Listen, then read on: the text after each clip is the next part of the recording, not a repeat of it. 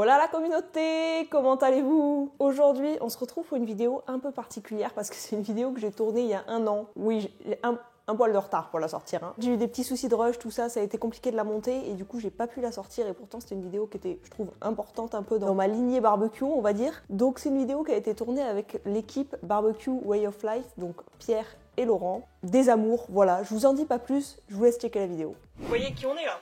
Vous voyez là? Forcément la pression, la formation barbecue qui va débuter, enfin la formation, un bien grand mot sur court terme, mais une formation quand même. Parce que vous avez vu les dernières expériences que j'ai eues, c'était relativement catastrophique, on va pas se cacher. Donc on va essayer de s'améliorer clairement. Donc aujourd'hui, le but aujourd'hui, on va lancer 3 défis à Marion, 3 défis qu'elle ne connaît pas. Il y aura en premier des légumes et après 2 viandes, et puis ben, on va voir. Hein. C'est cool, ça va être des cuissons différentes et tout. On va pas faire de cuisson longue parce qu'on n'a pas forcément le temps, mais oui, non. Puis bah, peut-être que Laurent arrivera à un moment donné sur la à vidéo. La fin, hein. pour manger en tout cas, ça c'est sûr. On va voir comment tu cuisineras ça, puis nous on va te dire comment nous on le ferait, et puis on va essayer de comparer un petit peu les techniques. Puis bah voilà, c'est de te donner quelques tips. Du coup on va cuisiner au kamado. Et puis bah on va commencer le kamado, on va commencer, je te dis rien et tu l'allumes. Il est chaud déjà un peu, non? Non, je te jure, je l'ai pas allumé. Et là, on a deux charbons possibles. Okay. Alors ça, c'est le haut de gamme du charbon. Je vais vous le montrer. Ça, c'est ce qu'on appelle le fogon du quebracho. Ça, c'est du charbon un petit peu plus classique, mais quand même haut de gamme. C'est du Bordet. Voilà, le fogon, moi, j'utilise vraiment si on a des cuissons lentes à faire, ou au contraire, si à contrario, si on veut monter à haute température. Ah oui. Voilà. Effectivement, ça va. Et tu vas voir, tu sens la densité du truc, la lourdeur. Ah ouais, impressionnant. Peu importe, tu vas voir la légèreté. Oui. Oui, ça passe pas. Effectivement. Ok, là il tombe pas, mais des fois quand même un peu. Ce qui est bien, c'est que ça va bien se consumer, etc.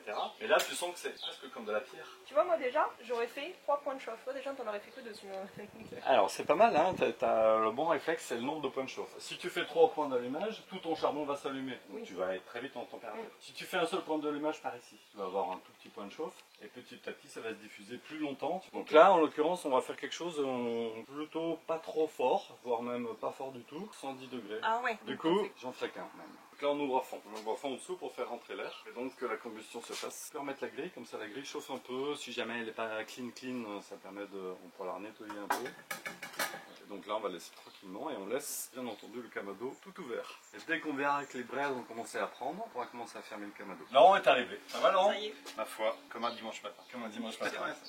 Alors, premier défi va arriver ici, ça va être des légumes. Ça tombe bien parce que Laurent aussi n'est pas au courant. Donc... Non, moi je suis au courant de rien. C'est bien, on a tous les deux la surprise. J'arrive avec le premier défi. Est-ce que ça t'inspire au barbecue des carottes ou pas? Jamais fait, mais en même temps, je crois que j'ai jamais fait de légumes au barbecue. Donc déjà de base. Si, t'as fait une patate, non? T'as fait une patate. Moi, je regarde ces vidéos. Il connaît le goût. Comment tu la ferais toi déjà? Est-ce que tu l'épluches? Est-ce que tu l'épluches pas déjà? Je l'éplucherai et je crois que je la ferai même pas au barbecue, je la ferai sur une espèce de plancha quoi. D'accord, tu la ferais rôtir en fait? Ouais. Tu penses qu'elle va être cuite à l'intérieur? Non, je la couperai en lamelles. En lamelles? Ouais. Et à la plancha, un peu revenu quoi. C'est une technique, il n'y a pas... Voilà. J'ai que ça à vous proposer. J'ai que ça en magasin, donc voilà. Ouais, c'est pas ça qu'on va faire aujourd'hui, mais pourquoi pas. On va couper ici les fans, et puis on va éplucher, et en fait on va les mettre sous alu, avec un tout petit peu de beurre. Et on va les laisser pendant 1h30, tranquillement tout doux, et tu vas voir le résultat. Normalement ça va te donner quelque chose d'hyper fondant. Là tu vois, c'est juste ce qu'il faut pour moi, pour commencer à fermer. Et tu laisses ouvert alors, au-dessus. Alors c'est ce qu'on disait, rien ne se perd dans la carotte. Hein. Les fans, on peut les utiliser, tu peux les mixer, tu fais une petite sauce, un petit jus, il y en a plein qui utilisent les fans. Et même les épluchures, hein, il y en a utilisé là. Ouais, on peut faire des chips avec les épluchures de carottes. Il faut les laver un coup avant quand même. Tu veux laver. Une noix de beurre. Voilà, tu vas. Ah, plus en plus? Ouais, vas-y. Ah oui, quand tu dis une noix, c'est... Ouais, 3 noix en fait. 3 noix, ouais. Faut que ça soit hermétique. On va la refaire propre. Hein. Donc, tu peux mettre tes carottes. Directement? Allez. Là, par précaution, tu pourras mettre un déflecteur. Et tous les légumes, en général, tu les cuisines à 100-110 ou il y en a que tu fais plus? Non, ça dépend ce que tu veux faire. Si tu veux les faire rôtir, t'es pas obligé, mais là... L'aubergine, par exemple l'aubergine, tu peux la mettre à même la braise, sans rien. Comme sa peau, elle est super épaisse, tu la balances dans la braise, et tu attends que tout soit cramé. Donc après, tu prends la chair à l'intérieur. Ouais, comme les pommes de terre, tu balances direct. Ok. À partir du moment où tu as de l'alu, ça va cuire à l'intérieur de l'alu. C'est le papier alu qui va te faire cette cuisson à l'étouffée, qui va permettre d'avoir la chair moelleuse, quoi. Enfin, ce qu'on recherche dans la pomme de terre. Sinon, à McDo, ils font des super pommes de terre. Tu prends tes affaires, tu sors. Est-ce que j'arriverai à reproduire ça, le délire des températures chez moi? C'est une autre histoire, mais sur le principe, honnêtement, c'est assez simple, c'est pas difficile, il y a juste à éplucher les carottes, on verra le résultat après surtout. Ça, c'est une autre histoire. Puis-je dévoiler la... Tu décloches. Écoutez, vous allez voir avant moi. C'est quoi? Le magret. Le magret, comment tu le fais? J'adore parce qu'il me dit ça comme si j'avais de l'expérience et que j'avais déjà fait du magret. Alors que je suis nul en barbecue. Ouais. C'est ça l'idée de départ. L'idée de départ, c'est que je suis nul en barbecue. Donc on me demande comment je fais des magrets. C'est pas possible ça. Je couperai un peu la peau là, non? Comme ça, bon, déjà c'est un bon début. Il y en a plein qui font ça. Pourquoi tu fais ça du coup? Parce qu'il y en a plein qui font ça. Il y a deux choses. C'est pour faire diffuser la chaleur dans ta viande. Okay. Et puis également, quand tu viens mettre un petit rub ou une petite préparation, une petite marinade sèche, ça s'imprègne beaucoup mieux. Nous, on va pas tout à fait les faire comme ça. On va faire des gros steaks, des steaks de 2 doigts. C'est notre technique. Technique de doigts. C'est un petit la mesure. C'est la mesure des barbecues officielle. Snacker après de chaque côté le truc, tu vois, c'est hyper simple. Et ça, on le fait plutôt en mode plancha. Et l'idée, c'est ça, c'est d'être sur une plancha bien chaude, une plancha qui soit en surface à environ 200-220 degrés. Alors, la préparation, tout d'abord, c'est qu'il faut parer le magret. Alors, un couteau. Lequel puis-je prendre? Tu choisis ton arme. Ici, moi, je décolle un petit peu le gras comme ça. Je viens insérer en biais comme ça. D'accord. Et à peu près pareil de tous les côtés. Tout voilà, très bien. Voilà, on reprend le vers l'intérieur, nickel. On fait tout le tour. Tu vois, ça t'évite d'avoir trop de gras, parce que déjà que tu vas en avoir pas mal qui va couler. Nickel, et en plus, t'as l'impression quand on est 15 comme ça à te regarder. Comment t'as fait? On n'a pas les mêmes doigts, j'ai fait ça. Ouais. C'est bien. Mais j'ai une technique incroyable, non? Ah ouais. Pourquoi? T'as posé la main, Donne tes doigts. Parce que je vois où sont mes 2 doigts, tu vois. Vas-y, voir. Ah non, tu vois, moi j'ai des doigts fins aussi. Donc ça va. Bah, on va avoir à peu près la même mesure. Ouais, c'est pas mal. Comme ça, non? Ouais, très bien. Le magret n'a plus de secret. Là, ça y est, c'est parti. Le problème des robes, c'est qu'ils sèchent un petit peu, là, quand avec les périodes sèches et humides, là, ils deviennent assez compliqués. En cuisson, là, on va être sur du 15 minutes. Ça dépend comment tu l'aimes, mais... Tu vas voir, on va faire cuire sur le gras jusqu'à ce que le gras vienne fondre et le croûter. Tu vas voir, tu peux le manger. Alors, nous, hier soir, on l'a mangé. Et après, on va les basculer à droite, à gauche, tu vas voir. Par contre, on va utiliser une petite sonde. Ah, les fameuses. Pour être sûr d'être à la bonne température. Alors, au bout d'un moment, avec l'habitude, tu sais à peu près combien de temps il faut. Ouais. Voilà. J'avais de la picanha, mais ça ressemble beaucoup à ça. C'est la même chose en bœuf. Tu vois à quoi ça ressemble, la picanha ou pas du tout? Jamais mangé ou travaillé. Bouge pas. C'est une pointe comme ça, qui vient jusque là. Avec le même principe ici, tu vois. Ah oui, avec la même... ok. C'est comme du magret. C'est du bœuf. C'est du bœuf. D'accord. C'est la même chose. 2 doigts. Tu fais des steaks comme ça. Et pareil, tu snacks... Ouais, plancha, du coup, t'as fait ou... Plancha. Ouais, ça fait délicieux. Ça, c'est... Mais tu peux faire au grill, Ah ouais. tu peux... Les deux, vous me donnez Non, non, mais c'est... Ça c'est... Non, il n'y a pas... Mais oui, c'est un descriptif. Non, non, mais vraiment. Mais, Oh, en fait, c'est une expérience. Vraiment, c'est... Oui, Ouais. oui. Ah, tu vois le gras? T'as vu comment Ouais, c'est- il est beaucoup plus... Mais tu vois comment c'est à La l'intérieur? langue de lui, c'est... Bouge Ouais. pas, bouge pas. Bouge pas, ne bouge pas, Je ne bouge plus. ne bouge plus. Nickel, et ben pareil, on va mettre un petit robe dessus. On met lequel, mettre là le robe du boucher, tiens. Très bien. Le même? Ah oui, celui-là, il est... Il y a quoi? Ah, je croyais que c'était celui-là qui était traître. Oui, c'est celui-là qui est traître. Ah oui, T'as bien oui, en- très, très. Donc comme ça te permettra de goûter la différence, mais tu vas voir que la cuisson c'est exactement la même. Et globalement, toutes ces viandes-là, hein, tu vois, quand tu as un petit peu de gras, tu peux faire avec la même technique. Attention, bœuf et canard, donc pas les mêmes. Pas la même... Là on va aller chercher 40 degrés en interne, ici on va aller chercher 55 le canard. D'accord, ok. Pour que ce soit saignant. Ok. On attaque la préparation du défi numéro 3. J'ose pas trop le dévoiler, j'y vais doucement. Moi je crois savoir. Hein. Là, vite fait là. Bah là, déjà... Je crois savoir, mais... Attends, bouge pas. Bouge pas. Bouge pas. C'est un Il me semble que pour l'instant, c'est de la viande. Ouais, jusque-là, ça va, je pense. En fait, c'est de l'aloyau. C'est comme une côte de bœuf, mais voilà, effectivement, avec le fameux thé. Il a commencé à me le découper, le boucher, cet enfoiré. Oh. J'ai dit, non, punaise. C'est ce qu'il y a de meilleur dans la viande. Ouais, Ouais, donc merde. T'apprivoises la viande comment, là? Là, je dis, attention, écoutez bien, c'est la... Attention. Préparez-vous, ça c'est du 250 degrés, 7 minutes de chaque côté. C'est pas du tout ça, non? 40 degrés en interne. Le tout c'est de savoir comment tu vas mettre ta sonde pour être sûr d'avoir 40 degrés de façon uniforme dans ta côte. Alors, bien, ça c'est pas mal. Deux doigts, toujours à deux doigts. Déjà, première chose, il faut parer un petit peu pour enlever éventuellement les petits morceaux. Ouais, il y en a. Tu parerais, toi? On peut enlever quelques Ah, morceaux. déjà Là. Il y a quelqu'un qui est pas d'accord ici. Moi je fais pas, moi. Non, là, tu vois, pour moi je fais pas parce que voilà, je trouve que c'est assez joli, il n'y a pas trop de gras donc.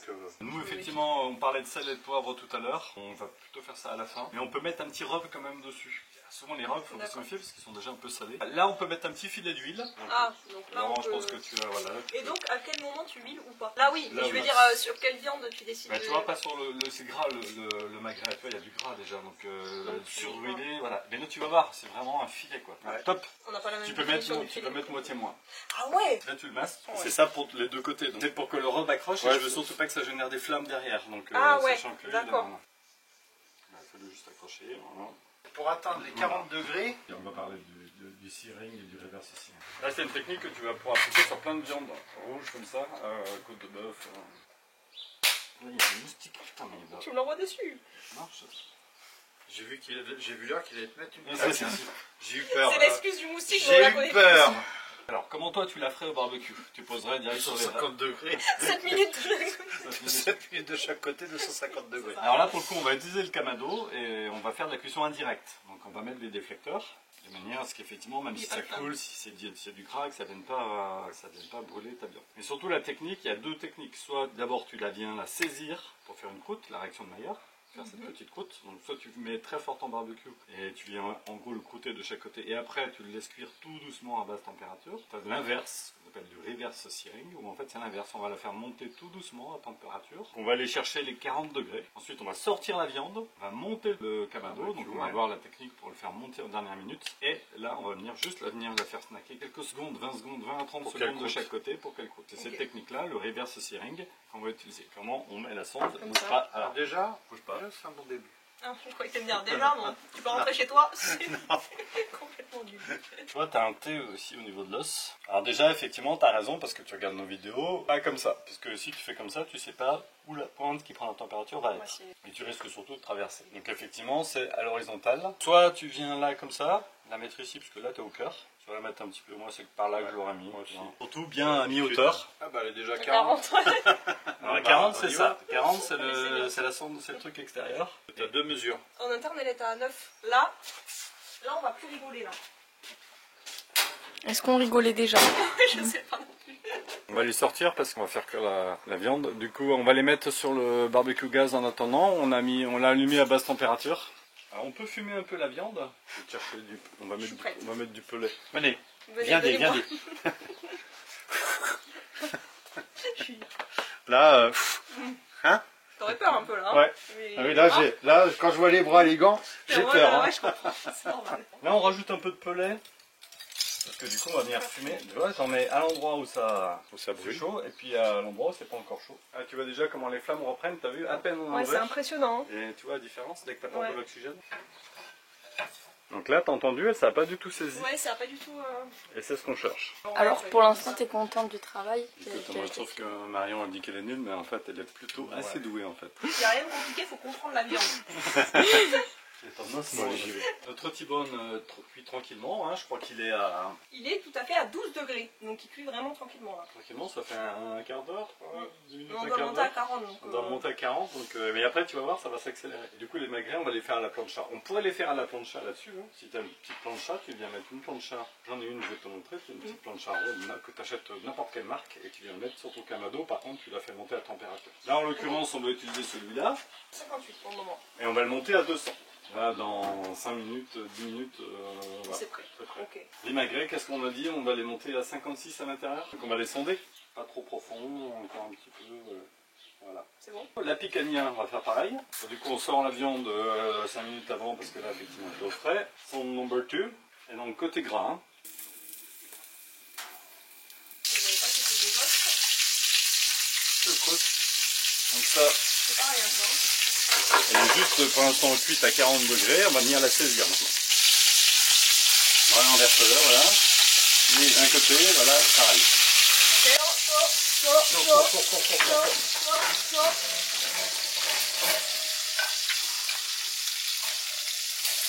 Ok, jusque là tout s'est bien passé. Attention, peut-être perdu un doigt ou deux, mais ça. Donc là, tu vois que ça saisit. On est à 46, tu vois, on est pas mal, donc on va pouvoir faire retourner. Hein. Et après on va la mettre sous alu pour le repos, ça va encore monter en température, enfin ça va stabiliser la température. Tu fais ça avec toutes les viandes ou... Toutes les viandes rouges essentiellement. Ça va permettre déjà que la viande se détende et puis ensuite qu'elle soit juteuse, qu'elle garde le jus. Et puis la cuisson, ça la stabilise. Là on va te découper et on va mettre du gros sel après, l'affaire de sel. Et du coup là c'est pas trop cuit. Tu limites. C'est rosé quoi. C'est rosé. C'est rosé, c'est rosé. Après, c'est souvent quand tu filmes, c'est un petit peu plus compliqué. Hein. Oui, c'est plus long. Voilà, donc ça, c'est la picanha. Tu m'as fait un beau truc là pour un beau bordel. Vous avez pas la stratégie, regardez. Ah d'accord. Ah mais c'est vrai que t'es bonne en puzzle. Ah oui, j'ai oublié. T'es mon talent, laisse-le moi s'il te plaît. Oui, mais je te laisse, Dans la reconstitution, ça va pour l'instant. Aucun défaut. Il n'y a que ça. Thibonne, là on va vous montrer comment c'est à l'intérieur. Et nous on aime bien quand c'est fin. Ah, plus fin que ça quoi. Est-ce que la cuisson, tu la trouves bien? C'est pas un poil trop cuit, je sais pas comment ça se mange en fait, j'en ai jamais mangé. Tu vois, c'est pareil, c'est rosé, c'est un peu comme un... Oui, c'est rosé. C'est entre le saignant et le cuit. Toujours... En vrai, là maintenant, je suis à un stade où je veux manger. Je veux grailler, donnez-moi de la viande. Donnez-moi un steak haché. Dégustation. Là, c'est parti. Alors, regarde la carotte. Cuisine du beurre. Cuisine du cœur. Oui, complètement. Cuisine du palais, clairement. Ça fond. Ouais, ça fond ou ça fond pas? Ouais, donc là, bien entendu, tu la coupes à l'arme. Incroyable. Tu n'as rien à faire, on n'a rien surveillé. Ouais, c'est vrai. Faut s'y prendre un peu avant, parce que la cuisson est quand même relativement longue. Voilà, c'est long. Mais c'est vrai qu'il n'y a rien à faire. Bah, c'est au courant, mais plus c'est long. Plus c'est bon. Vous le savez. Le magret, donc tu vois, tu peux manger le pain qui est là, tu vas voir, il va même croustiller. Très bon, moi. Franchement, un magret. Pas l'œil nu. Je fais pas la différence entre du magret. Il y a un petit retour, hein, je sais pas, tu sens le petit kick qui est derrière, donc ça devait être au piment d'Espelette, je pense, celui-là. Alors. On lui a vendu Ah oui, alors là, du rêve, hein, Clarisse. Ouais. Alors là, si je suis déçue, vous allez en entendre parler, je vous l'ai. C'est particulier. C'est super tendre. Je m'attendais pas à ça, il y a vraiment un goût. La pire description au monde. Il y a un goût, il y a quelque chose. Il y a quelque chose dans notre truc. Il y a un goût de 3 heures de cuisson, il y a une 3 heures de cuisson, viande d'exception, il y a un truc. J'aime bien, il y a un truc. Je vais regoûter dans le doute quand même pour vérifier, sait-on jamais. Regoute. Mange la carotte avec, ça va te rendre aimable. T'as un doute? T'essaies de me faire passer un message, je crois. Donc ben là, le loyau. Hein. Oh non, je rigole. C'est fumé à mort. Incroyable. Incroyable, hein. Au kamado. Mais on a mis du fumage, donc en fait, ça été fait à la plancha. C'est énorme. T'as zéro goût barbecue, enfin, t'as la viande pure et dure. Qui est très bonne, hein, qui reste très bonne. Hein, qui est très bonne, qui fond. Et par contre, le fumage, c'est impressionnant. Par contre, le fumé que t'as là, on a rajouté du... C'est au kamado déjà. Naturellement, ça donne un goût, le goût barbecue. Gros plan. C'est fumé? T'aimes? On ne part pas à la bouche pleine. Mais t'aimes? Quand les gens vont regarder cette vidéo, il y a des termes, vous allez voir, on parle de doigts, on parle de massage, on parle de longueur, on parle pas la bouche ouverte, enfin bon, pleine, voilà. Bon, quand même, hein. Interdit au moins de 18 ans. Mais t'as langue en premier. Bon, un petit bilan, Marion. Ça paraît plus simple en fait, j'ai l'impression. Je pense que je fais des... Est-ce que c'est parce qu'on est là et que ouais, rassuré? Pas aller jusque là non plus peut-être, mais... non, je plaisante. Non, ça paraît plus simple, c'est vrai que quand moi je le fais, je pense que je fais des trucs un peu foireux de base, genre ouvrir le barbecue pour vérifier si la viande cuit bien, etc. C'est des trucs qui font soit raviver les flammes, soit bref. On l'a pas souvent ouvert là. Non. Et vraiment maîtriser la température de son barbecue. Ouais, en fait c'est là où j'ai le plus de difficultés, moi soit c'est trop haut, soit c'est trop bas. Et après l'autre petite astuce, c'est la sonde dans la viande, parce que tu sais quand tu t'arrêtes. T'es pas obligé de regarder du coup toutes les... pour le coup. Alors oui, là c'est légèrement, pour ceux qui aiment vraiment saignon, c'est un tout petit peu cuit, mais parce que conditions de tournage, un peu plus complexe, voilà. Entre les plans, on laisse souvent les viandes reprendre un petit peu de température. Très surprise aussi du fumage. J'avais jamais fumé de viande et du coup franchement très surprise. Et déjà naturellement tu l'as au kamado. Donc à force de se servir du kamado, de faire du fumage, naturellement sans mettre de granulés, tu aurais eu ce goût de barbecue. Et les légumes aussi. C'est vrai que j'ai tendance à faire par faciliter les pommes de terre et puis on en parle plus. C'est pour ça que je fais ça, parce que c'est rien. On peut faire d'autres choses, c'est rien à faire, et là ça fond. C'est pareil, ça demande pas. Au niveau du beurre, là tu vois, c'est légèrement caramélisé. Ouais, c'est excellent. Alors, je sais pas, tu l'as goûté avec du, non, j'ai pas goûté avec du cramé en dessous là. Ah oui. Oui. Alors, petit bilan. J'aimerais qu'on le fasse sans eux, parce que j'ai besoin de dire des choses, j'ai besoin de parler, de communiquer. J'ai besoin de dire du mal. J'ai besoin de dire du mal. J'en ai marre de. Bilan, du coup, c'était plus facile que ce que je le pensais. Moi, je voyais ça comme un truc, un challenge de malade, un challenge de vie, quoi, un truc vraiment compliqué. Mais en disant ça, j'ai une pression parce que du coup, si je me rate la prochaine fois, c'est la fin. Je la ressors même pas la vidéo, c'est fini. J'arrête le barbecue, à vie.